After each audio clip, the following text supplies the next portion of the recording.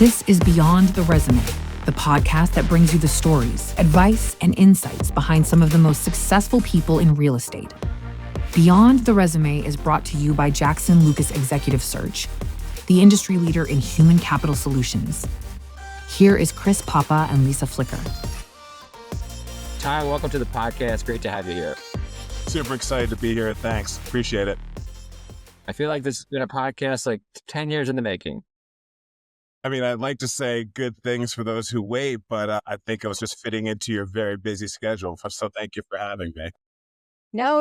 You were top of mind. And it's funny. I feel like oftentimes Chris or I like push for a guest, but I feel like we both were like, we know Ty. We love Ty. Get him in here. Yeah. Well, thank you. Sam. So we just did a webinar together, naturally occurring affordable housing. And so I guess, let's start with, let's talk business. So you're the head of investments at Comunidad Partners.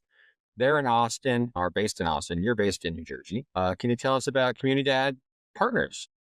Absolutely. So Comunidad is a vertically integrated owner-operator of workforce housing. We are very selective in the fact that we are a one-trick pony, and that is what we do, and we do it very well. I think the thing that differentiates us from some other players in this space is our commitment to social programs. Our principal, Antonio Marquez, has got a vision of intertwining the community aspects of the properties with the fact that people need a good, safe, clean place to live. So we're tasked with being mission-based investors and impact investors that try to incorporate some of those needs into our properties. So the places that we would want to live as well. And I always feel like if that's your goal and what you strive for, you're usually going to make a good, safe, clean place for people to live. And that's what we try to do. Great. And where are you based these days? Here? I always tell my team I'm based in God's country, which is northern New Jersey. So the rest of the company is based in Austin, Texas. So I go there every couple of weeks to be in that office, as well as also being in the field with my team when we're looking at opportunities. So racking up some United miles, but that's all good. Well, what's the market like right now? This is we're at the end of May. Workforce housing, like how hard is it to get deals done? Well, yesterday, actually, we went under contract for a deal, or our contract went hard. So we're going to close in about 2 or 3 weeks for a deal we're buying in South Carolina. Right. And we're very excited about. Deals are out there. They are a little bit harder to come by than they have been the past couple of years, but if you stay true to your buy box and you have some discipline, but you're also aggressive and pounding the payment, opportunities are out there to be had. We've been in best and final for a couple deals this year, and luckily we awarded this one. We moved pretty quickly to close on it. Rate locked earlier in the week as well. The sub 4% debt the other day, but we're still below our underwritings. Counting that as a win. And we're on the hunt for some more deals as well, because we have a discretionary fund that we still are actively deploying. It's interesting in this market to think about where the money is being deployed. Are you looking to stay in that same area, or are you looking for like other stuff around the country? We're specific in the markets we target. We're targeting both North and South Carolina. We have a large presence in Texas, specifically in DFW, as well as in Austin, where we're based. And then we have a nice sized presence in Atlanta as well. So those are kind of the main hubs we're looking in, but there are some strategic markets that we've done a lot of research on, and we believe the supply and demand story there will be quite compelling. So we're trying to get ahead of the herd for a couple of those markets. I'm not going to tell you where those are. Tell me, yes, shoot you then. The Greenville one was one of the ones that we really liked for the demographic story. And some institutions don't like to go into markets that small. It's sub 75,000 units. But when you take a look at what's going on there, we were really attracted to it because of the demographics, and we're looking to scale there. Yeah, Greenville. My father actually lived there, 30 years ago, and there was BMW plants there, right? And I've heard there's a guy at my ULI council who lives there. He moved there from LA, and he's like, that BMW plant is massive. I'm sure. Yeah. So I need to know.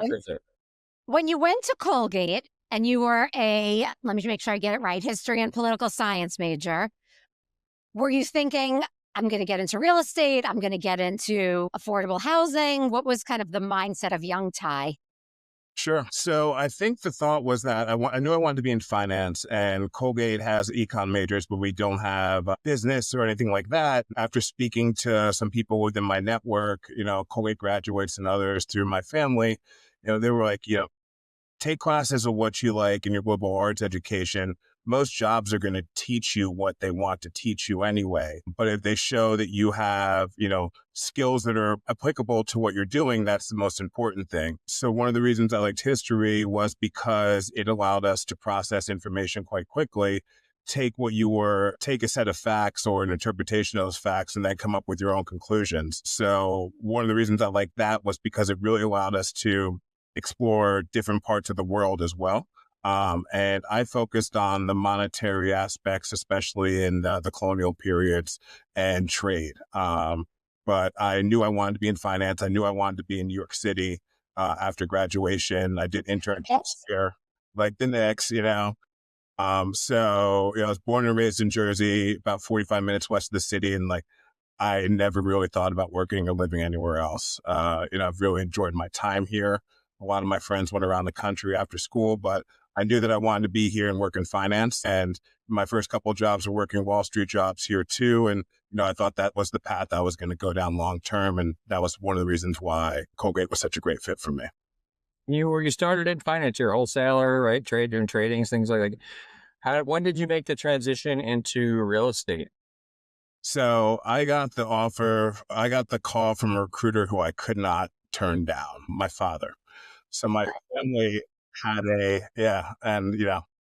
kind of paid for some things in college and things. So I felt like I had to take that call. But my family had a real estate company, a real estate services and asset management company here in northern New Jersey. And he wanted me to come in to help expand that process. At first my thought was, I'm kind of where I want to be working in finance. But, he also made a real good point that there's nothing like being your own boss.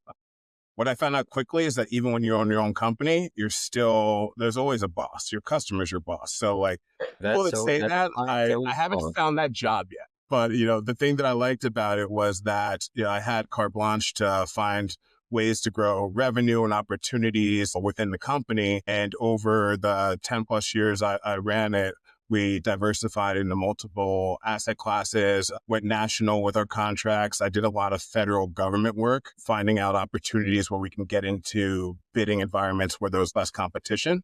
And then also started to develop my asset management skills. We ended up operating a hotel for a military base in Pennsylvania, a lot of things with the building services and the building systems. And I learned that through that job. I also learned how to manage people. I'm a 20-something-year-old kid and running a company with people in Cleveland. I go out to the VA hospital out there where we have a contract, and I've got union employees that have been there for more than I've been born, and I'm trying to tell them what to do. I learned that there are ways that you can get people to work with you, especially when you're coming in from out of town. So at a young age, I learned how to operate a business and all the aspects of it, from insurance to HR, personnel, banking. Being able to touch all aspects of the business, I think, gave me, more than an MBA would have, because I was doing it in the real day-to-day and grinding. And it wasn't theoretical. It was, how am I going to put food on the table for myself and my whole family, keep in mind. So in my 20s, I'm in essence responsible for my parents and my sister as well, for everyone's financial well-being. So that teaches you a lot of responsibility too, which I think now in hindsight was a tremendous boost for me, for my career, because I think about things differently than someone that hasn't had those responsibilities before. Yeah, when you're a business owner, no matter what business is it you're in, you can be a dentist. You have to go acquire customers. You have to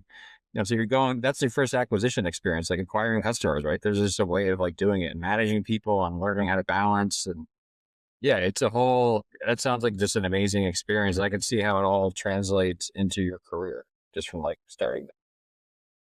And there's a lot of folks who don't want to get in on the operational side of real estate, the asset management side of real estate.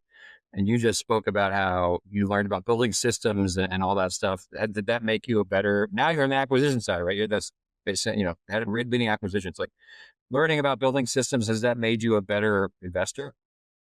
I encourage all of my junior team members, or whenever I have a coffee with someone, they want to meet with me, I always say that the best way to be a great acquisitions person is to understand operations. These spreadsheets can spit out anything you want them to do, but to really understand is important. And the way you really understand is when you're on the other side of the table and you're actually operating the properties. So the worst thing that can happen is someone in acquisitions underwrites a deal and he or she gives it to you and you're operating it. You realize all the assumptions are wrong. It's not a fun place to be. Most of us have been there before on the operations front. So, what I pledge to my operations teams is that we underwrite the deals together. We have some assumptions. If you feel strongly about some of them needing to be modified, we'll have those discussions. And then we can do it, because I want their buy-in when we go to investment committee to say, the numbers, we're tying the team, this makes sense, and we're comfortable with it.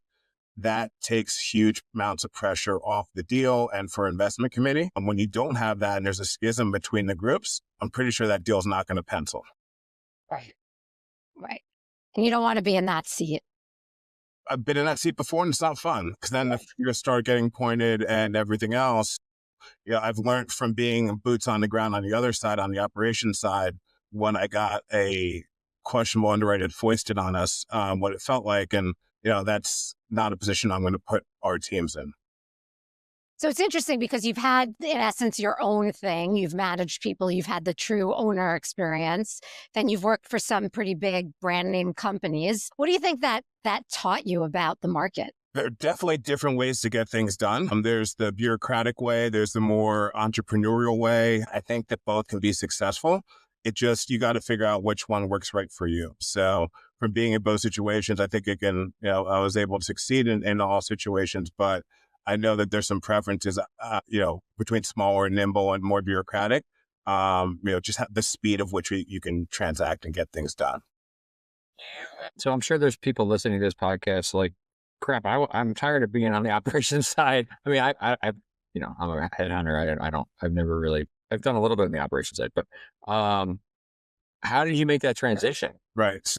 I think the key is that when, I guess luck is part of it always. A lot of people are good, but lucky and being at the right place at the right time matters a lot too. So when I went from Win Residential, we were underwriting deals and doing operational aspects for the New York portfolio, which I was the head of that office. And then when I went to Related, Related was in a hyper growth mode. So I got there at the right place at the right time and got to work with a majority of the related ownership groups, from development to affordable, to workforce housing, to market luxury. And there was just so much going on. I was just literally in the right place at the right time, and, learn when to ask the right questions and when to listen, and then when to follow up with someone for a coffee after, or to ask a question or two from something that came up that I didn't understand. But to be humble enough to do that, I think, is important too. I know I don't know everything. So I have no problem asking somebody, can you explain that to me again in English? So, I think that helps a lot too. And, like I said, it was, being hungry and being at the right place at the right time. I imagine, was it hard, like your history background? How hard was it to learn like the modeling part of it? I mean, that's a huge part. It's always seems to be a hurdle for some people.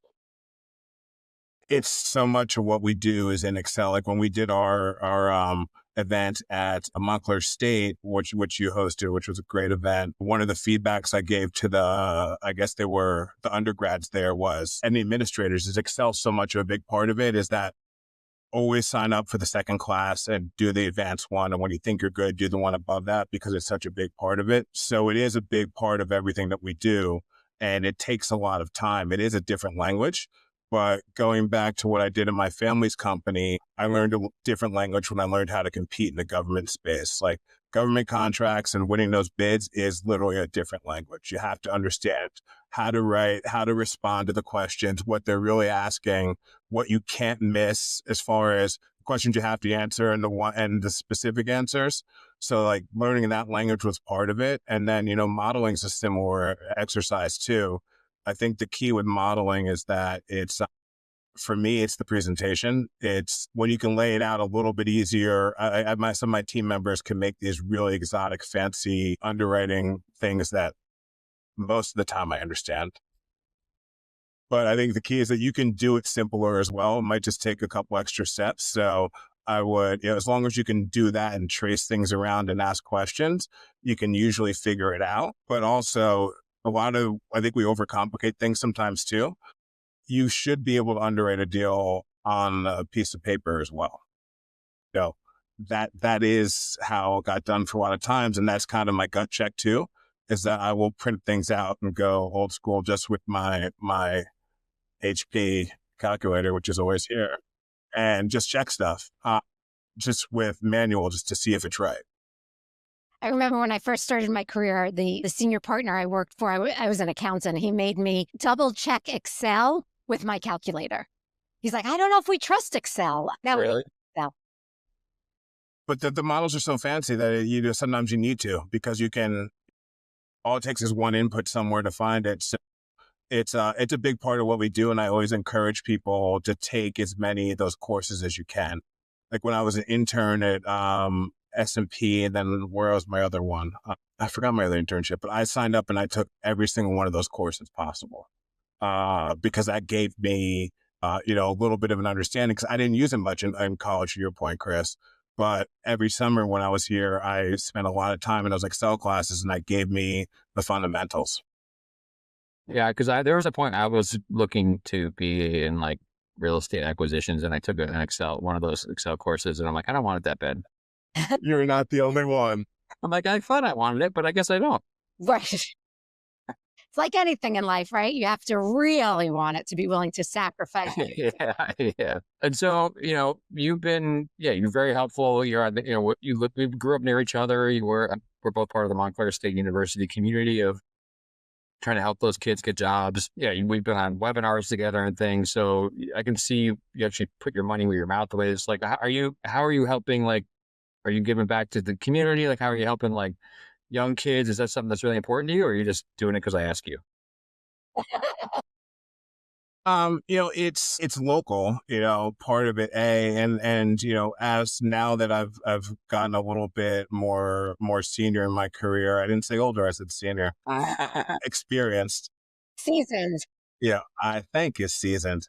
Part of what I've really enjoyed in my career is working with my team and seeing them figure stuff out, either me helping them or pointing them in the right direction. A couple of my former teammates are now running platforms, and they're pretty big hitters. And, I take pride in that, because I know that I had some sort of an impact on that. Some of it good, some of it might've been bad. Maybe some of the stylistic things they do are different because of something that we experienced together. But I do take a lot of pride with that, and I do stay in contact with a lot of my junior team members. I've got 2 great ones now on my Comunidad team, which are on my team, who are, I think, going to be superstars as well. And I like that part of what I do. Asking questions about, how do you understand this or that, or can you explain this to me again? Like, I'm not annoyed by that. I kind of like it, because A, it makes me think about it again myself. But then B, like if I teach my team members my rationale behind it and don't just say do this and explain why, they understand why. I always say, like, I want us to share a brain, so that they can come back to and say, you said you want to do it this way, Ty, but if we do it this way, it's going to help us get to where you want to be. And I'm humbled by that all the time. And, at the end of the day, if it makes us better as a team, I'm very flexible. And, it only happens when you have that type of collaboration and humility. That's part of the reason why I enjoy it. Especially because, they're they're a little bit older than the students at Montclair State where we're working with them. But, starting earlier is usually better. Yeah. And a good leader knows that you want them to poke holes in everything. And so I think that part of kind of having the experience through the years is to be comfortable with that. And some people never get there. So it's a testament to the various things that you've done and who you are as a person. So good job. Haha, experienced. I like that. Seasoned. I'll remember that. Exactly. Well, I know that we're all going to be very nervous for Game 6 of the Knicks series. If you think that's nerve-wracking, wait until you enter the hot seat. We'll handle it. We'll see. I mean, let's find out. Ripping off a t-shirt. Let's find out. It's not dry fits, though. We have faith in you. So we'll start you off easy. Do you have a book or podcast recommendation? My favorite podcast is The Rewatchables by Bill Simmons. Talk about old movies. Obviously, but movie podcast. Yeah, they talk about like ones that are on like TNT and stuff all the time, where you like pick it up and like most of the words, and you might have the DVD or you might have it on your service so you could watch it, but like you end up watching it with commercials anyway because you just love the movie. So that's my favorite. It's so funny, like off the topic a little. I think we're the same age type. Like Bill Simmons revolutionized journalism, right? He was a small writer, had this little thing, and like it's just everything's followed him. It's just crazy how this one guy just changed all of media. I think he was ahead. I don't know if he followed. I think media pivoted to him too. I like the way that he pop culture. He's spot on, and like he's got a pulse for it. And it's enjoyable to listen to and watch. And like I think it was funny too when he was with Jimmy Kimmel as a writer. So I listen to a lot of his podcasts, but that's my favorite. Yeah, I used to like read him incessantly when he was Sports Illustrated. He started maybe. And then the Boston Globe, I think it was too. But so I didn't read that part because I was Boston. But yeah, I don't read that. That's right. When you're from New York, Boston. Yeah, no doubt. Yeah. So I'm sure you've done a lot of deals in your day. What has been your most memorable deal besides the one you just did? It's always the last one, right? But what's been the most one that sticks out? I had one where a building burnt down right before we were supposed to go hard with our deposit. So that was interesting. It burnt down, I think, 3 days before we were supposed to wire in our money. We ended up getting that deal. Your underwriting, huh? And change all your underwriting. It changed some underwriting. It changed the collateral for sure. We were able to work with the lender, with the insurance company, with the seller. It was a good transaction. We made some adjustments, delayed it a couple months, but that was a pretty trying one. So I'd say that's one I'll always remember because we were able to deal with 24 units going down. No one got hurt. That's the most important thing. So, after that was the side we got to deal with the business aspects, and we liked what we got out of it, and it was a good transaction. That's the first time I've heard that. That's pretty interesting. First for most of us for that one. Everyone, from everyone we worked with, it was a first for everyone. So you had a couple units burn out, but not a whole building like that. So it took some time. I think we delayed it like 4 months maybe, but we got it closed. That's great. So I assume it throughout all these different roles, you've done a fair amount of hiring. Is there something specific that you look for when you're interviewing a candidate, especially maybe somebody who's a little bit more junior? Are there any go-to interview questions? Give some tips to our listeners. So I like it when someone's done a little research about the firm or myself and they ask a question. It shows that they took some initiative. I've been in interviews before when someone asks, like, where'd you go to college or where'd you work before? And like, it's asking me or the interviewer. And I'm like, well, you didn't do your homework. You got in here somehow, but you're not really that into it if you don't know those questions. So do some homework on the firm, like check out the website, the recent deals or transactions, and like ask a question about it. It shows that you took some initiative and that you're actually trying to learn and that you're not after a job, you're after to work at that place. And those are two totally different things. Like if you want to work at a firm and you articulate that with some of those questions, you'll get a much different response from the interviewer than if you're just there talking about how you want a job and talking in generalities. So that's one thing I would recommend. Oh, yeah. I love when someone asks me about doing some research on me. I'm like, oh, there's nothing I like talking about better than me. So, yeah. Well, I mean, it works. Yeah, it does. It definitely works. Yeah. Ask Chris a question about himself. Yeah. Favorite subject. Now, you mentioned that you are a mentor to a lot of the young folks you have been throughout your career. Who have been your biggest mentors throughout your career? Number one was definitely my father. I mentioned earlier about, the fact that he recruited me to go to his company. He was the first in his family to graduate from college. He grew up in the projects in Paterson, New Jersey, was one of the first Black salesmen at an industrial company in New Jersey as well. But he was extremely entrepreneurial. He started several businesses, was quite successful in those as well. Was the mayor of my town in northern New Jersey too. So, learning the political game and being able to be elected like that too meant something. So a lot of great lessons about life and business, and just is the best man at my wedding and the coolest person I've ever met. That's so nice. I love that. What my son says that about me. Not the mayor part, but the rest. It'd be weird if he said the mayor part. Yeah, stay out of that. I've been knowing you for many years, but it's great to get to know you better, and you have a great story, and I think a lot of folks can learn from your experience. So thanks for coming on here and sharing it. I enjoyed it. Always enjoy time with you all. So thanks for having me. Thank you for listening to Beyond the Resume, a Jackson Lucas podcast, where we take a deep dive into the career journeys of some of the top minds in real estate and equip you with the knowledge to move forward in your path towards the success you've envisioned. Make sure to like, share, and subscribe to Beyond the Resume. Be grateful for your support.